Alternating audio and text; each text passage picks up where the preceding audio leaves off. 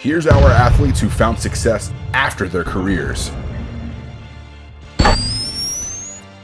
Number 10, George Foreman. How many of you guys out there have owned a George Foreman grill? Maybe you still do. Considered a heavyweight champion in pretty much all categories of life, George Foreman might actually be more known for the grills he pushed than actually being a boxing champion. To one generation, Foreman became a symbol of strength after his gold medal victory in boxing at the 1968 Mexico City Olympics. From then on, he became almost unstoppable. He won every single fight he had until finally losing to Muhammad Ali in 1974. However, to another generation, he was the newest and oldest heavyweight boxing champion who happened to be on TV selling an interesting grill. Foreman was approached by Sultan Incorporated to push the grills, since he credited his comeback success to his new healthy diet. Foreman said yes, and the rest is history. The venture gave Foreman a $138 million bump in his fortune, with sources saying he still earns 40% of all sales. Since 1994, the George Foreman grill has sold over 100 million units. Selling 100 million of anything is just ridiculous. Number 9, Jamal Mashburn. Remember when Jamal Mashburn was lighting it up back in the day at Kentucky? After a successful career in college basketball and the NBA, Mashburn turned his sight to the business world. Mashburn has always said that it wasn't a surprise decision. Apparently, ever since he was a teenager, he not only dreamed of becoming a world-renowned basketball player, but also as a hardworking businessman who carried a briefcase to work. Mashburn today owns more than 80 restaurant franchises nationwide in the US, has ventures in real estate, and even has interest ownership in thoroughbred horse racing.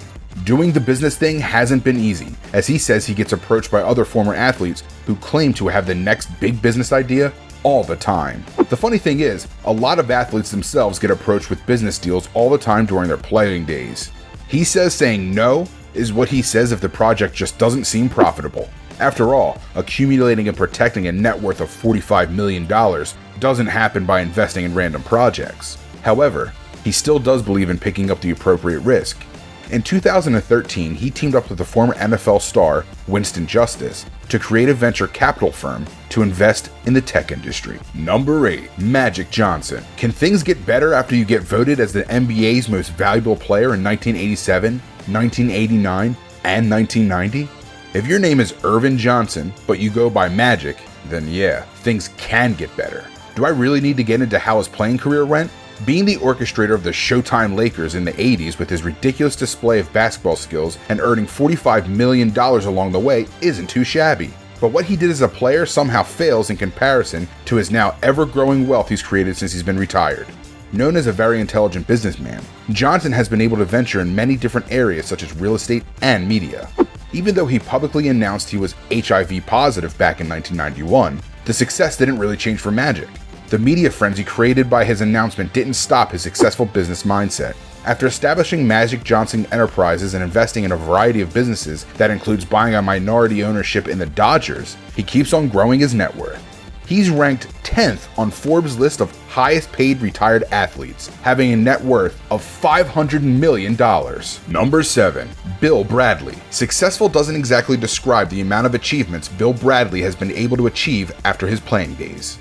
Bill Bradley was a former college basketball star at Princeton. He then played professionally with the New York Knicks, where he won 2 championships. After he retired, his number was retired as well, being the 4th Knick to have his number retired. In 1977, he decided to run for the Senate, coinciding with his retirement from the NBA.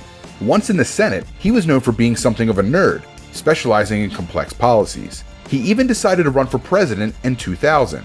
Even after receiving high-profile endorsements, his 2000 presidential candidacy for the Democratic Party wasn't enough for Bradley to beat out Al Gore for the nomination. On many occasions, he has mentioned that his success in sports and in life is based on his respect for practice time and preparation.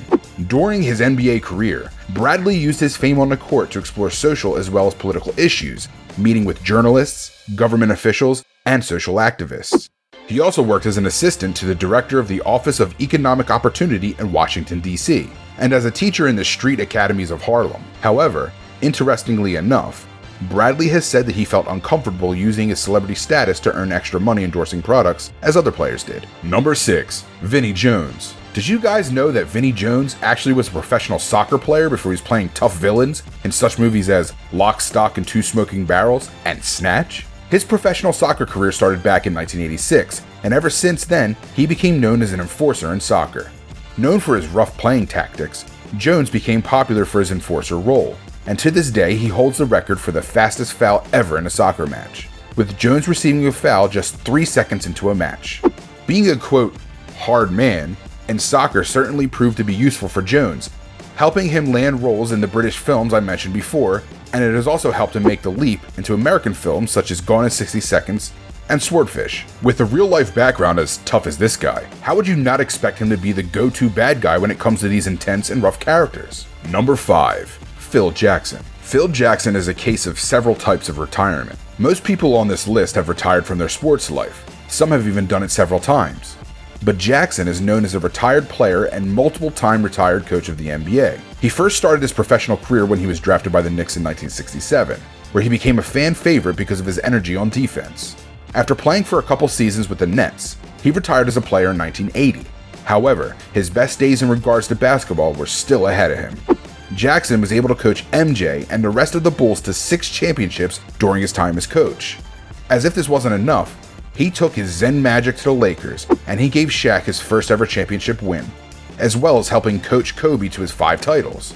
Jackson's unusual Zen coaching techniques allowed him to get the most out of the superstars playing for him at any given time. Number 4. Michael Strahan. Transitioning from the NFL to home screens nationwide proved to be fairly easy for Michael Strahan, although he was once someone that pretty much all quarterbacks feared, as Strahan still holds the record for most sacks in one season. Strahan has become the lovable, friendly guy everybody wants to watch on TV. But this scenario wasn't exactly what he first thought he would do as a teenager. After only 1 season of high school football, he earned a scholarship to Texas Southern University, where his record-breaking career in college football would officially start. Shortly after that, he was drafted by the New York Giants, where he spent his entire career. He won the Defensive Player of the Year award in 2001. When he finally decided to retire, he did it in a big way, by going out a winner after the Giants won the Super Bowl by beating the Patriots in 2008. After having an amazing career, Strahan then jumped right on TV and somehow became a star without skipping a beat. Becoming a commentator on Fox NFL Sunday, he seemed like a pro from day one. From sports television, he then jumped into the mainstream, landing a hosting gig alongside Kelly Ripa in Live with Kelly and Michael. Then he became the face everyone sees on Good Morning America. Needless to say, he actually now earns a lot more than he did in his playing days. Number 3. Terry Crews. There's no way the most famous pecs in the world weren't going to be on this list. It comes as no surprise that Terry Crews has become one of the most well-known names in the entertainment industry, given his multiple talents. A lot of people didn't know that one of his talents included a career as a linebacker in the NFL. He was drafted back in 1991 by the Rams, then he bounced around to different teams. He was on the Chargers in 1993. And he also went to the East Coast playing with the Washington and Philadelphia. However, it wasn't until 1999, 2 years after his retirement from football, that he got into the entertainment industry. After a few minor roles in movies, commercials, and music videos, he got his big break in the Wayans Brothers 2004 film, White Chicks. From that moment on, Crews has continually found work. From his hilarious Old Spice commercials to his role as Sergeant Terry Jeffords in the comedy Brooklyn Nine-Nine to hosting Who Wants to Be a Millionaire, it's safe to say Crews' acting career has been much better than his football career. Number 2. Oscar De La Hoya. The world of boxing has its ups and downs for most boxers, even if they were once well-known champions. But for Oscar De La Hoya, his fortune has been well taken care of on and off the ring. The former gold medal winning and world champion boxer became a prominent name in boxing by winning 10 world titles and 6 different weight classes. His ability to earn in boxing was unprecedented before someone named Mayweather came along. Some of his fights have been the biggest earning fights ever, with $700 million just in pay-per-view income. After announcing his retirement in 2009, De La Hoya has become one of the most steady-earning retired boxers in the world. His continued success is because of the creation of Golden Boy Promotions, his boxing firm that consistently puts on some of the best fights in the business. Although he's messed with the idea of coming back to the ring, De La Hoya seems to have found a safe place backstage promoting the biggest fights now, instead of being in the middle of the ring. Number 1. Jan Tiriac. Known for his unfiltered comments about women and his love life, this Romanian former tennis star has created a completely ridiculous empire after his tennis career. For example, Jan Tiriac has turned the Mutua Madrid Open in Spain into one of the most popular sporting events in the country. When he decided to retire, his fortune didn't disappear. He became the manager of tennis superstars such as Boris Becker and Guillermo Vilas. At the same time, he did what any smart business mogul would do with his fortune. He opened up his own bank, and that's where the majority of his wealth has come from. With over 50 branches nationwide, UniCredit Bank has become one of the largest private banks in Romania. Tiriac has managed to extend his business to insurance, hotel, and car businesses. He's actually one of the richest men in all of Europe, with his fortune close to 1.7 billion euros. Some say that his reason behind his success is because of the attitude he has being born in Transylvania, only 40 kilometers away from Dracula's castle.